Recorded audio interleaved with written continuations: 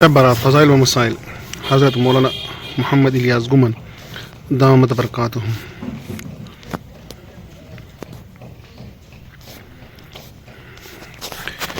انشاءاللہ اس کتاب کو آج ہم پورا پڑھیں گے. الحمدللہ حضرت نے پہلے الحمدللہ والصلاۃ والسلام علی حبیب اللہ وعلی آلہ وصحبہ اجمعین.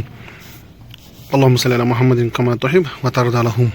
اللہ تعالیٰ شب بارات میں جن انسانوں کو جہنم سے بری فرماتے ہیں دعا ہے کہ اللہ تعالیٰ ہمیں بھی انہی میں شامل فرمائے، آمین. ماہ شعبان کی 14ویں تاریخ کو سورج غروب ہونے سے 15ویں تاریخ کی صبح صادق تک کے وقت کو شب بارات کہتے ہیں، کیونکہ اس رات میں اللہ تعالیٰ بہت بڑی تعداد میں انسانوں کو جہنم سے بری فرماتے ہیں. حدیث مبارک میں اس کے بہت سے فضائل وارد ہوئے ہیں. اسلاف امت بھی اس کی فضائل کے قائل چلے آ رہے ہیں. افرا و تفریح سے بچیں. البتہ بعض لوگ اس بارے میں افراتفری کا شکار ہو رہے ہیں. بعض وہ ہیں جو سرے سے اس کی فضائل کے قائل ہی نہیں، بلکہ اس بارے میں جو حدیث مروی ہیں انہیں خود ساختہ اور من گھڑت قرار دیتے ہیں، جبکہ بعض فضائل کے قائل تو ہیں لیکن اس کی فضیلت کے حصول میں بے شمار بدعات اور رسومات کے مرتکب ہے. عبادات کے نام پر ایسے منکرات سر انجام دیتے ہیں کہ الامان والحفظ، اس سے بچنا چاہیے. اہل سنت والجماعت کا معتدل نظریہ. اس بارے میں اہل سنت والجماعت کا معتدل نظریہ یہ ہے کہ شب بارات کی فضیلت ثابت ہے، لیکن اس کا درجہ فرض واجب کا نہیں ہے بلکہ محض مستحبہ کا ہے. سرے سے اس کی فضیلت کا انکار کرنا بھی صحیح نہیں، اور اس میں کیے جانے والے اعمال و عبادات کو فرائض واجبات کا درجہ دینا اور بدعات و رسومات کا ارتکاب کرنا بھی درست نہیں. شب بارات کی فضیلت.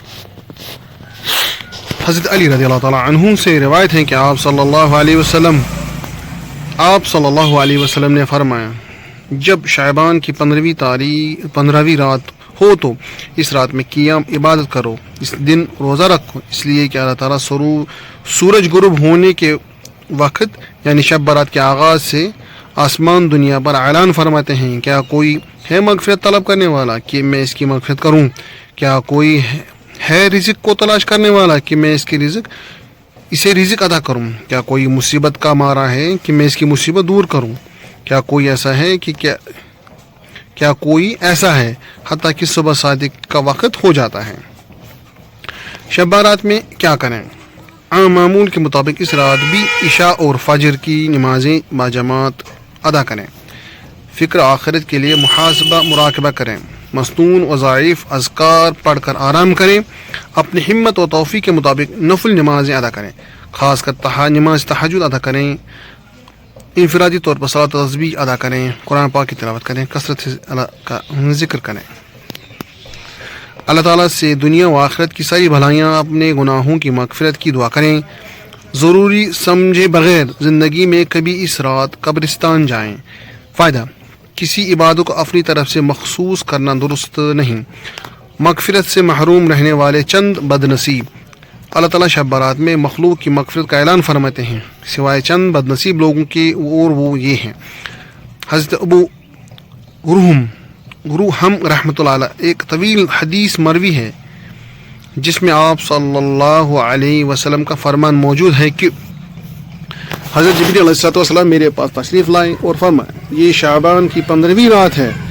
اس رات اللہ تعالیٰ قلب کی بکریوں کے بالوں کے برابر لوگوں کو جہنم سے آزاد فرماتے ہیں، لیکن اس رات مشرک، کینہ رکھنے والے، قطع رحمی کرنے والے، ازار، شلوار، پاجامہ، پینٹ، تہبند، تخنوں سے نیچے رکھنے والے، ماں باپ کی نافرمانی اور شراب کے عادی کی طرف نظر رحمت نہیں فرماتے. حضرت عبداللہ بن عمر رضی اللہ تعالیٰ عنہ فرماتے ہیں کہ اللہ کے رسول صلی اللہ علیہ وسلم نے فرمایا، اللہ عز و جل شعبان کی 15ویں رات میں اپنی مخلوق کی طرف خصوصی رحمت کی نظر کے ساتھ متوجہ ہوتے ہیں اور اپنے بندوں کی مغفرت فرما دیتے ہیں سوائے 2 شخص کی، کینہ پرور اور کسی کو ناحق قتل کرنے والا. حضرت عثمان ابن ابی العاص رضی اللہ تعالی عنہ سے مروی ہے کہ اللہ کے نبی صلی اللہ علیہ وسلم نے فرمایا، جب شعبان کی 15ویں رات ہوتی ہے تو اللہ تعالیٰ کی طرف سے ایک پکارنے والا فرشتہ اعلان کرتا ہے، کیا کوئی اپنے گناہوں کی مغفرت کا طالب ہے؟ کہ میں اس کی مغفرت کروں؟ کیا کوئی مانگنے والا ہے کہ میں اس کو عطا کروں؟ اس وقت اللہ تعالیٰ سے جو مانگتا ہے اس کو ملتا ہے، سوائے دو کے، ایک بدکار عورت اور دوسرا مشرک۔ مذکورہ مالا حدیث سے معلوم ہوتا ہے کہ اس رات بخشش سے محروم رہنے والے کل 8 بد نصیب افراد ہیں، اور وہ یہ ہیں: شرک کرنے والا، مسلمانوں سے کینہ اور بغض رکھنے والا، ناحق قتل کرنے والا، زنا کرنے والا، قطع تعلق یہ کرنے والا، شلوار پاجامہ تہبند ٹخنوں سے نیچے لٹکانے والا، والدین کی نافرمانی کرنے والا، شراب پینے والا۔ ان میں سے ہر ایک کی مختصر تشریح اور اس سے متعلق چند آیات و احادیث ذکر کی جاتی ہیں۔ شرک کرنے والا، اللہ تعالیٰ کی ذات اور صفات خاصہ میں کسی مخلوق کو شریک کرنا۔ صفات خاصہ سے مراد وہ صفات ہیں جو صرف اللہ تعالیٰ کے ساتھ خاص ہے، مثلا اسباب کے محتاج ہوئے بغیر زندگی اور موت دینا، رزق دینا، اولاد دینا، عزت و ذلت دینا، بگڑی بنانا، مشکلات کو حل کرنا وغیرہ۔ شرک سے متعلق چند آیات۔ اعوذ باللہ من الشیطان الرجیم۔ ان اللہ لا یغفر ان یشرک به ویغفر ما دون ذلک لمن یشاء ومن یشرک باللہ فقد افترى اثما عظیما۔ ترجمہ: جو اللہ کے ساتھ کسی اور کو شریک ٹھہرائے تو یقیناً اس نے بہت بڑے گناہ کا بہتان باندھا۔ ان اللہ لا یغفر ان یشرک به ویغفر ما دون ذلک لمن یشاء ومن یشرک باللہ فقد ضل ضلالا بعیدا۔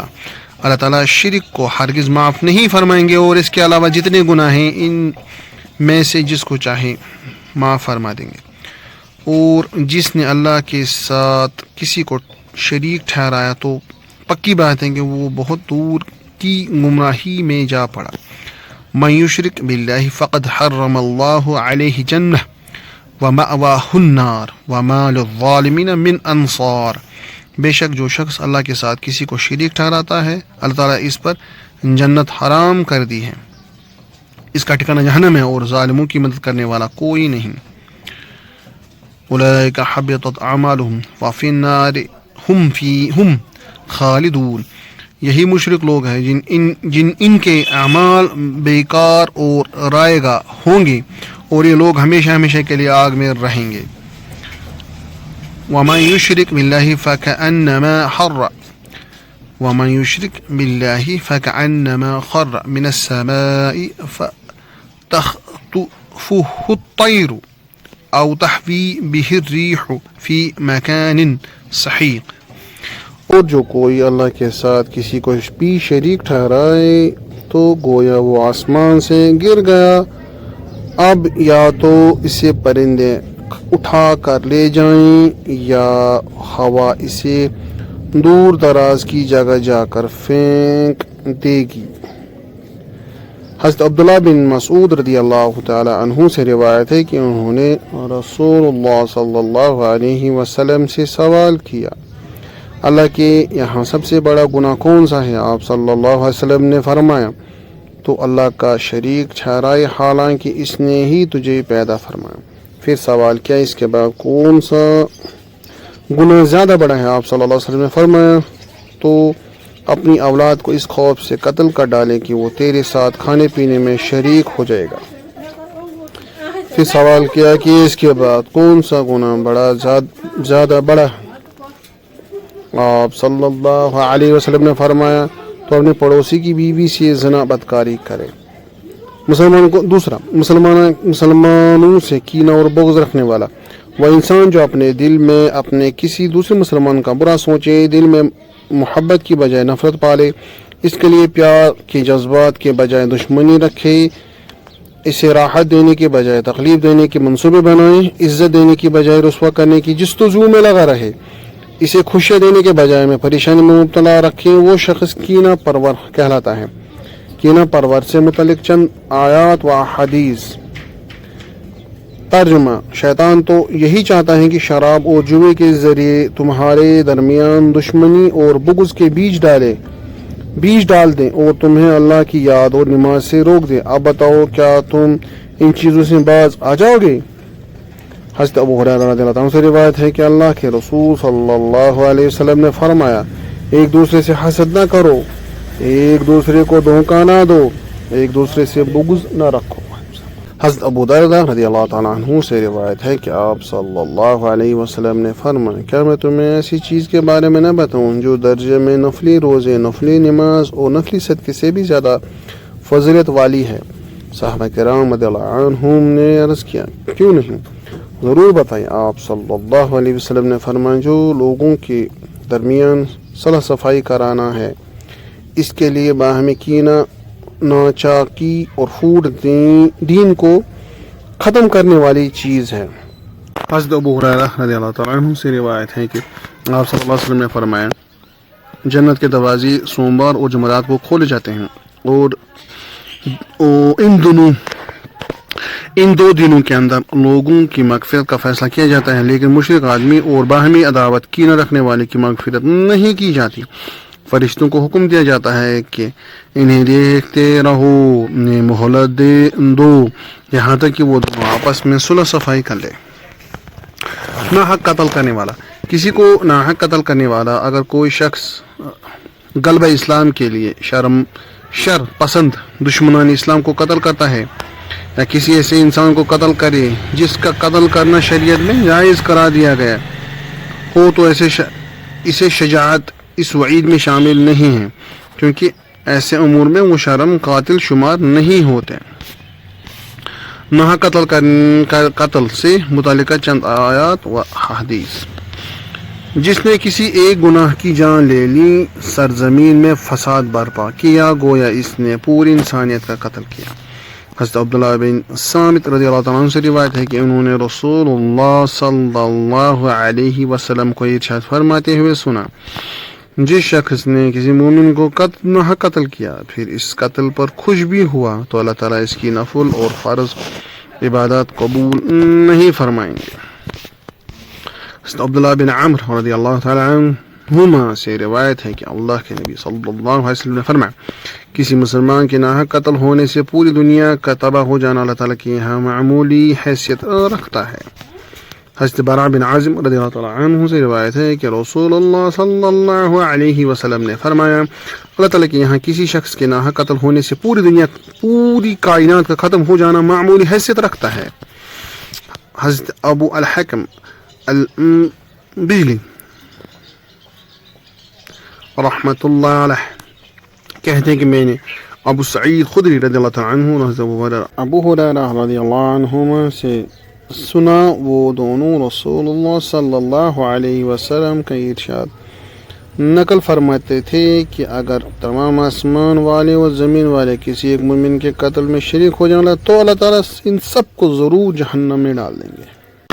زنا کرنے والا وہ شخص جو اسلام کے مقرر کردہ جائز طریقے سے حق جنسی خواہشات کی تکمیل کرتا ہے وہ زانی کہلاتا ہے۔ زانی کا اصل مفہوم یہ ہے کہ مرد عورت بغیر شادی کے آپس میں جنسی ملاپ کرے۔ فقہاء کرام فرماتے ہیں کہ زنا اور لواط دونوں کے لیے وعید ہیں، یعنی کوئی مرد کسی عورت کے ساتھ یا کوئی مرد کسی اور مرد کے ساتھ یا کوئی عورت کسی اور عورت کے ساتھ جنسی ملاپ کرتے ہیں تو یہ سب عرف میں زانی شمار ہوتے ہیں۔ فائدہ: اگر مرد سے جنسی لطف اندوزی حاصل کرے تو اسے شرعی اصطلاح میں بدفعلی کہتے ہیں، اور عورت سے جنسی لطف اندوزی حاصل کرے تو اسے شرعی اصطلاح میں سحاق کہتے ہیں۔ زنا سے متعلق چند آیات و احادیث۔ اور زنا کے قریب بھی نہ جاؤ، یقیناً یہ بہت بڑی بے حیائی اور بہت برا راستہ ہے۔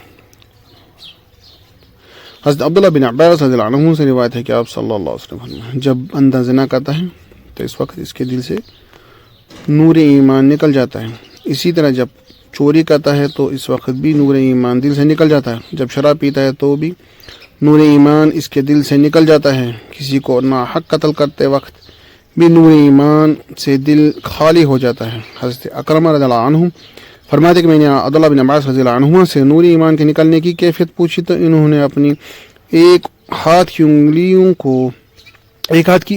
کو دوسرے ہاتھ کی انگلی میں داخل کیا اور پھر انہیں نکال کر کہا کہ اس طرح نور ایمان نکل جاتا ہے۔ اس کے بعد دوبارہ انگلیوں کو ایک دوسرے میں داخل کیا اور فرمائیں کہ اگر بندہ توبہ کر لے تو نوری ایمان دل میں اس طرح واپس لوٹ آتا ہے۔ حضرت ابو ربیہ الکلائی رحمۃ اللہ کہتے ہیں کہ میں نے مقداد بن اسود رضی اللہ عنہ سے سنا، آپ صلی اللہ علیہ وسلم نے اپنے صحابہ کرام سے پوچھا، زنا کے بارے میں تمہارا کیا خیال ہے؟ صحابہ کرام رضی اللہ عنہ نے جواب دیا، اللہ اور اس کے رسول اللہ صلی اللہ علیہ وسلم نے حرام کیا ہے تو وہ قیامت تک حرام ہی رہے گا۔ حضرت مقداد فرماتے ہیں کہ رسول اللہ صلی اللہ علیہ وسلم نے صحابہ کرام کو فرمایا، ایک بندہ 10 عورتوں کے ساتھ زنا کرے اور دوسرا اپنے پڑوسی کی بیوی کے ساتھ زنا کرے تو وہ اس دوسرے کا عذاب پہلے سے کہیں زیادہ ہے۔ حضرت عبداللہ بن عمر رضی اللہ عنہما سے روایت ہے کہ آپ صلی اللہ علیہ وسلم نے فرمایا، اپنے پڑوسی کی بیوی کے ساتھ زنا کرنے والے پر اللہ تعالیٰ کی قیامت کے دن نظر رحمت نہیں فرمائیں گے اور نہ ہی اس کو پاک کریں گے، بلکہ اس سے فرمائیں گے کہ تو بھی جہنم میں داخل ہونے والوں کے ساتھ داخل ہو جا۔ حضرت ابو ہریرہ رضی اللہ عنہ سے روایت ہے کہ آپ صلی اللہ علیہ وسلم نے فرمایا، 3 ایسے بدبخت لوگ کہ قیامت کے دن اللہ تعالیٰ ان سے کلام نہیں فرمائیں گے۔ وہ معاویہ کہتے ہیں کہ حدیث میں یہ بھی ہے کہ نہ ہی ان کی طرف نظر رحمت فرمائیں گے نہ انہیں پاک کریں گے، اور ان کے لیے بہت تکلیف دینے والے عذاب ہوگا۔ بڑھاپے میں زنا کرنے والا، بادشاہ ہو کر جھوٹ بولنے والا، اور محتاج ہو کر تکبر کرنے والا۔ سیدنا عبداللہ بن عباس رضی اللہ عنہما سے ارشاد فرماتے ہیں کہ جب کسی قوم میں حرام عام ہو جائے تو رب العزت ان کے دلوں میں خوف اور دہشت بڑھا دیتے ہیں، اور جب کسی قوم میں زنا بدکاری عام ہو جائے تو ان میں موت کی کثرت ہو جاتی ہے اور حادثات اموات پھیل جاتے ہیں۔ جب کوئی قوم ناپتول میں کمی کرنے لگے تو ان کے رزق کو گھٹا دیا جاتا ہے۔ جب کوئی قوم ظلم و نا انصافی کرنے لگی تو ان میں وقتال عام ہو جاتا ہے، اور جب کوئی قوم وعدہ خلافی عہد شکنی کے جرم کا ارتکاب کرتی ہے تو ان پر دشمن کو مسلط کر دیا جاتا ہے۔ بدفعلی سے متعلق چند آیات و احادیث۔ اور ہم نے لوط کو بھی بھیجا جب انہوں نے اپنی قوم سے فرمایا کہ تم اس بے حیائی کا ارتکاب کرتے ہو جو تم سے پہلے دنیا میں جہاں کے کسی شخص نے نہیں کی۔ تم جنسی حوث پوری کرنے کے لیے عورتوں کے بجائے مردوں کے پاس جاتے ہو۔ تم ایسے لوگ ہو جو شرافت کی تمام حدیں فلانگ چکے ہو۔ پھر جب قوم لوط پر ہمارا عذاب آیا تو ہم نے اس پر زمین کے اوپر والے حصے کو نیچے والے حصے میں تبدیل کر دیا اور ان پر سخت مٹی کے پتھر برسائے جن پر آپ کے رب کی طرف سے نشان لگے ہوئے تھے، اور یہ بستی ظالموں سے دور نہیں۔ حضرت انس رضی اللہ عنہ فرماتے کہ اللہ کے رسول صلی اللہ علیہ وسلم نے ارشاد فرمایا، جب میری امت 5 چیزوں کے استعمال کو حلال سمجھنے لگے تو ہلاک ہو جائیں گے۔ جب ان کی طرف سے ایک دوسرے پر لعن طعن کرنا ظاہر ہو جائے، ریشم پہننے لگے، گانے والے رکھنے لگے، شراب نوشی میں لگ جائیں، اور شہوت کو غیر فطری طریقے سے پورا کرتے ہوئے مرد پر اتفاق کرے اور عورت پر قطع تعلقی کرنے والا، وہ انسان جو رشتوں کو جوڑنے کے بجائے توڑتا ہے، دنیاوی معاملات کی وجہ سے بول چال ختم کرنے والا، رشتہ ناطے ختم کرنے والا، خوشیوں اور غموں میں آپس میں الگ ہونے والا، قریبی رشتہ داروں، بہنوں، عزیز اقارب سے اپنے تعلقات ختم کرنے والا قطع الرحم کہلاتا ہے۔ قطع تعلق سے متعلق چند آیات حدیث۔ اور جو لوگ اللہ سے کیے ہوئے عہد کو مضبوطی سے باندھنے کے بعد توڑتے ہیں، اور جن رشتوں کو تو اللہ نے جوڑے رکھنے کا حکم دیا ہے انہیں توڑتے ہیں اور زمین میں فساد مچاتے ہیں، تو ایسے لوگوں کے لیے اللہ کی رحمت سے دوری لعنت ہے، اور انہی لوگوں کے لیے آخرت میں برا گھر جہنم ہے۔ اور اگر تم قتال فی سبیل اللہ سے منہ موڑا تو تم سے کیا توقع رکھی جائے؟ یہی کہ تم زمین میں فساد مچاؤ اور اپنے خونی رشتے کاٹ ڈالو جن کے بارے میں اللہ نے جوڑنے کا حکم دیا ہے۔ حضرت جابر بن عبداللہ رضی اللہ عنہ فرماتے ہیں کہ ہم لوگ ایک جگہ اکٹھے ہوئے بیٹھے تھے، ہمارے پاس رسول اللہ صلی اللہ علیہ وسلم تشریف لائے اور فرمائے، اے مسلمان، اللہ سے ڈرو اور صلح رحمی کرو، کیونکہ اس عمل کا ثواب جلدی قبول ہوتا ہے۔ جنت کی خوشبو 1000 سال کی مسافت سے محسوس کی جا سکتی ہے، لیکن والدین کا نافرمان اور قطع رحمی کرنے والا اسے سونگ بھی نہیں پائے گا۔ نوٹ: حدیث مبارک میں علامت اس لیے لگائی ہے تاکہ معلوم ہو سکے کہ یہاں کچھ عبارت حذف کر دی گئی ہے۔ شلوار، تہبند وغیرہ ٹخنوں سے نیچے لٹکانے والا متکبر، وہ شخص جو ضد و عناد کی وجہ سے بات کو قبول نہ کرے اور غلطی پر جمع رہے، اپنے سے کم حیثیت لوگوں کو حقارت کی نگاہ سے دیکھے، غرور، گھمنڈ اور انانیت کی وجہ سے اس کی گردن اکڑی رہتی ہے، دوسروں کو کمتر، خود کو برتر سمجھنے والا شخص متکبر کہلاتا ہے۔ تکبر کی علامت میں سے ایک یہ بھی ہے کہ اپنی شلوار، پاجامہ، پینٹ، تہبند وغیرہ ٹخنوں سے نیچے لٹکانے والا ہوتا ہے۔ اپنی تہبند شلوار کو نصف پنڈلی تک رکھیں۔ اگر ایسا کرنے میں کسی طرح کی کوئی دشواری ہو تو کم از کم درجہ یہ کہ ٹخنوں سے اوپر ہی رکھیں۔ صرف نماز کے وقت پاجامہ اونچا کرنے کافی نہیں ہے۔ عام حالت میں بھی مردوں کے لیے ٹخنے ننگے رکھنے کا حکم ہے، عورتوں کے لیے نہیں۔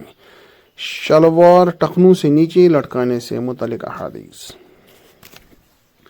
حضرت ابو ہریرہ رضی اللہ تعالی عنہ سے مروی ہے کہ اللہ کے رسول صلی اللہ علیہ وسلم، اللہ کے نبی صلی اللہ علیہ وسلم نے فرمایا، ٹخنوں کا جو حصہ ازار، شلوار، پاجامہ، پینٹ، تہبند وغیرہ کے نیچے ڈھکا رہے گا، وہ حصہ جہنم میں جلے گا۔ حضرت ابو ہریرہ رضی اللہ عنہ سے مروی ہے کہ اللہ کے رسول صلی اللہ علیہ وسلم نے فرمایا، جو شخص تکبر کی وجہ سے اپنی ازار، شلوار، پاجامہ، پینٹ، تہبند وغیرہ گھسیٹ کر چلے گا، اللہ تعالیٰ قیامت والے دن اس کی طرف نظر رحمت نہیں فرمائیں گے۔ حضرت ابو جابر بن سلیم تمیمی رضی اللہ عنہ سے روایت ہے کہ جب میں مدینہ آیا تو میں نے دیکھا کہ ایک شخص کے احکام و آراء پر تمام لوگ عمل پیرا ہیں، جو کچھ فرماتے ہیں سب لوگ اس کی تعمیل کرتے ہیں۔ میں نے لوگوں سے پوچھا، یہ کون ہے؟ انہوں نے بتایا کہ اللہ کے رسول صلی اللہ علیہ وسلم ہیں۔ میں نے 2 مرتبہ آپ صلی اللہ علیہ وسلم کو الفاظ میں سلام کیا، علیک السلام یا رسول اللہ صلی اللہ علیہ وسلم۔ آپ صلی اللہ علیہ وسلم نے فرمایا، علیک السلام نہ کہو، کیونکہ یہ الفاظ زمانہ جاہلیت میں مردوں سے سلام کے وقت کہے جاتے تھے، بلکہ السلام علیکہ کہو۔ میں نے عرض کی کہ کیا آپ اللہ کے رسول صلی اللہ علیہ وسلم ہیں؟ آپ صلی اللہ علیہ وسلم نے فرمایا، یہ طے شدہ بات ہے کہ میں اللہ کا رسول ہوں۔ آپ یہ پوچھیں کہ مجھے کس مقصد کے لیے مبعوث کیا گیا؟ اگر آپ کو نقصان پہنچانے اور آپ اللہ سے میرے وسیلے سے دعا کریں تو وہ آپ سے اس کو دور کر دے گا۔ اگر آپ قحط سالی کا شکار ہوں اور آپ اللہ سے میرے وسیلے سے دعا کریں تو وہ آپ کے لیے قحط سالی کو دور کر کے ہریالی اگائے دے گا۔ اگر آپ سنسان جنگل میں ہوں اور سواری گم ہو جائے، آپ اللہ سے میرے وسیلے سے دعا کریں تو وہ آپ تک سواری پہنچائے گا۔ راوی حضرت جابر بن سلیم رضی اللہ عنہ کہتے ہیں کہ میں نے عرض کی، مجھے کچھ نصیحتیں فرمایا۔ آپ صلی اللہ علیہ وسلم نے فرمایا، کسی کو گالی نہ دینا۔ راوی کہتے ہیں کہ اس کے بعد میں نے کسی آزاد غلام، یہاں تک کہ اونٹ اور بکری تک کو گالی نہیں دی۔ آپ صلی اللہ علیہ وسلم نے فرمایا، کسی نیکی کو معمولی اور حقیر مت سمجھ کر مت چھوڑنا، بھلے وہ اپنے مسلمان بھائی سے خندہ پیشانی سے پیش آنا ہی ہو، یہ بھی نیکی ہے۔ اپنے تہبند شلوار کو آدھی پنجلی کے برابر اونچا رکھو، اگر ایسا کرنے میں دشواری ہو تو بہرحال ٹخنوں سے اوپر رکھو اور ٹخنوں سے نیچے لٹکانے سے بچو، کیونکہ یہ تکبر کی علامت ہے اور اللہ تکبر کرنے والے کو پسند نہیں فرماتے۔ اور اگر کوئی شخص آپ کو نامناسب بات کہیں یا آپ میں سے پا جانے والے کسی عیب کی وجہ سے آپ کو آر دلائے تو اس کے بدلے میں آپ اس کو ایسی عیب کی وجہ سے آر نہ دلائیں جو اس میں پایا بھی جاتا ہو، کیونکہ اس عمل کو وبال اسی پر ہوگا۔ والدین کا نافرمانا۔ والدین کی فرما برداری ضروری ہے۔ والدین کے فرمانے سے متعلق چند آیات اور احادیث۔ آپ کے رب نے یہ حکم دیا ہے کہ اس کے سوا کسی کی عبادت نہ کرو اور والدین کے ساتھ حسن سلوک سے پیش آؤ۔ اگر تمہارے سامنے دونوں میں سے کوئی ایک یا دونوں بوڑھے ہو جائیں تو انہیں اف بھی نہ کہو اور جھڑکو بھی نہیں، اور دونوں کے ساتھ بڑے ادب سے بات کیا کرو۔ ان دونوں کے لیے نرم دلی سے عاجزی انکساری کے بازو جھکائے رکھو اور اللہ کے حضور یہ فریاد کرتے رہو، اے اللہ، اے میرے رب، ان دونوں پر رحم فرما جیسے انہوں نے بچپن پہ مجھ پہ پیار و محبت سے پالا تھا۔ حضرت کعب بن اجرہ رضی اللہ عنہ فرماتے ہیں کہ ایک مرتبہ اللہ کے رسول صلی اللہ علیہ وسلم نے ارشاد فرمایا، ممبر کے قریب جمع ہو جاؤ، ہم لوگ حاضر ہو گئے۔ جب آپ صلی اللہ علیہ وسلم ممبر کے پہلے درجے پر قدم رکھا تو فرمایا آمین، جب دوسرے درجے پر قدم رکھا تو فرمایا آمین، جب تیسرے درجے پر قدم رکھا تو فرمایا آمین۔ جب آپ خطبے سے فارغ ہو کے نیچے اترے تو ہم نے عرض کیا، ہم نے آج آپ سے ایک ایسی بات سنی جو پہلے کبھی نہیں سنی۔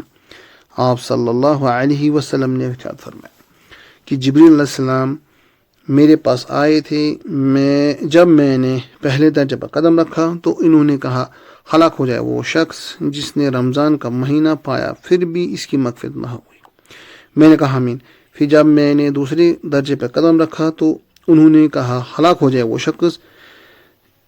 شخص کے سامنے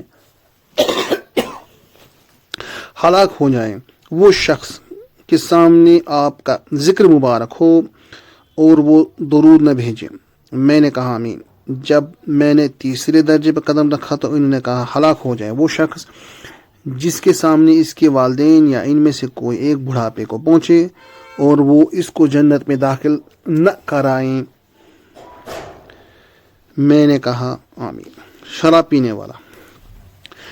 شراب نوشی بہت بڑا جرم ہے، اللہ تعالیٰ نے اسے حرام فرما دیا، خواہ اس سے کسی کو نشہ چڑھے یا نہ چڑھے، کم مقدار میں پئیں، زیادہ خوشی کے موقع پر یا پریشانی کو کم کرنے کا بہانہ بنا کر، ہر حال میں حرام ہے۔ شراب جہاں اپنی آخرت کا نقصان کرتا ہے وہاں دنیا کا بھی نقصان اٹھاتا ہے۔ شراب کے نشے میں مال کو ضائع کرنا اور جسمانی صحت کا بیماری میں برباد ہو جانا واضح ہے۔ شراب نوشی سے متعلق چند آیات و حدیث۔ اے ایمان والو، شراب، جوا، بتوں کے تھان، وہ قربان گاہ جو بتوں کے سامنے بنا دی جاتی تھی اور لوگ بتوں کے نام پر وہاں جانور وغیرہ قربان کیا کرتے تھے، اور جوئے کے تیر، زمان جہالت میں ایک مشترکہ اونٹ ذبح کرتے اس کے گوشت کی تقسیم کا طریقہ یہ کرتے تھے کہ مختلف تیروں پر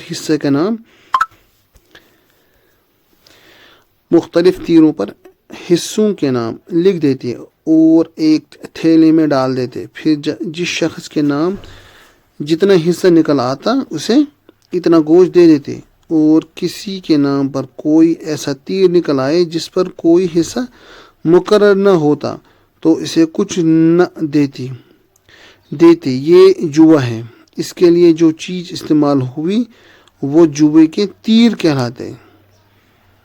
یہ سب